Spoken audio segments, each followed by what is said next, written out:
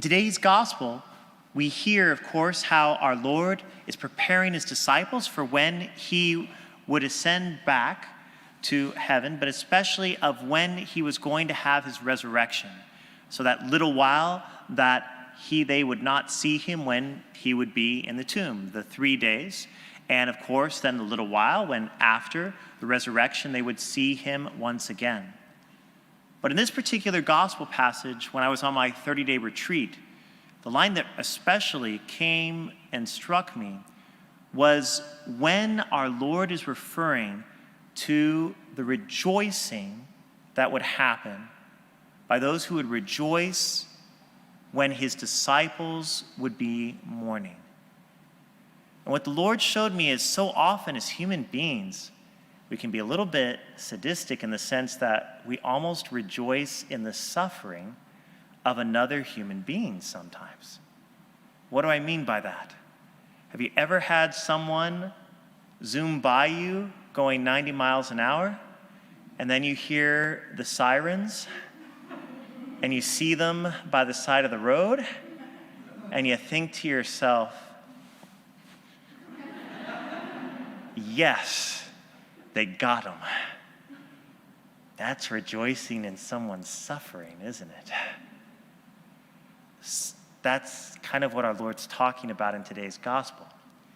And I'll let you know on my retreat, it was a humbling moment because the Lord kind of did a play-by-play for me of different moments in my life where maybe I rejoiced a little bit in those kind of moments of someone experiencing that. And I think it's something, if we're honest with ourselves, that unfortunately there can be that temptation that sometimes can come in. And instead, what our Lord invites us to is to mourn with people in that suffering that they experience. Even if maybe they've done something to bring it on to themselves. Even in those moments of not rejoicing in that suffering. But instead of mourning always, that suffering happens. Whether in one sense we might think it's justified or not. Why? What is that difference? The difference is when we always have that default setting of mourning with those moments of suffering, we're loving the person.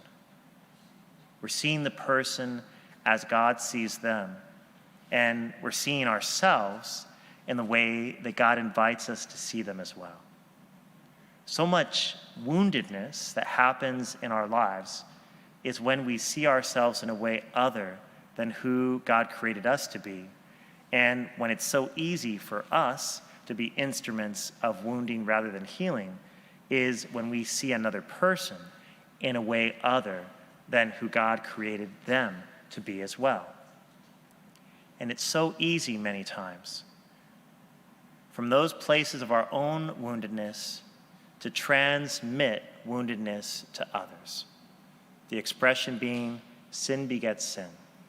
But one of my favorite saint quotes for a long time has been from St. Julian of Norwich, when he says, when God sees sin in us, he sees pain in us. And essentially, again, that's the deeper meaning of today's gospel. The Lord is inviting us to see his pain in the way that he sees our pain and in the way that he suffered so that we could take all of our sufferings to him. And if only when someone transmitted pain and suffering to us, we would immediately take it to our Lord, then we wouldn't transmit it to anyone else. You ever had those moments where you had a hard day at work or someone treated you cruddy and then you came home and you laid into one of your family members or loved ones or roommates or etc.? It's so easy, right?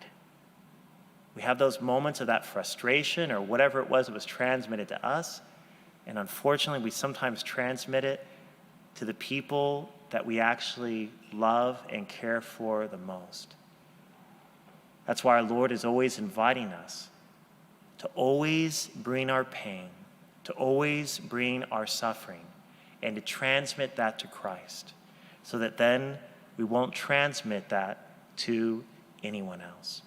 So especially in this Mass, our Lord desires to receive all of those ways that pain has been transmitted to us in our lives, to receive that pain, to transform that pain, to heal that pain, and to help us to not rejoice in suffering, but instead to mourn and to be with people in their pain and to be instruments of healing rather than to be transmitters of pain and woundedness. We'll now have a moment of silence to especially offer to God all those things that are in our hearts, maybe in particular, just some particular place of pain that's especially present in our heart, asking God to receive our pain in this moment of silence.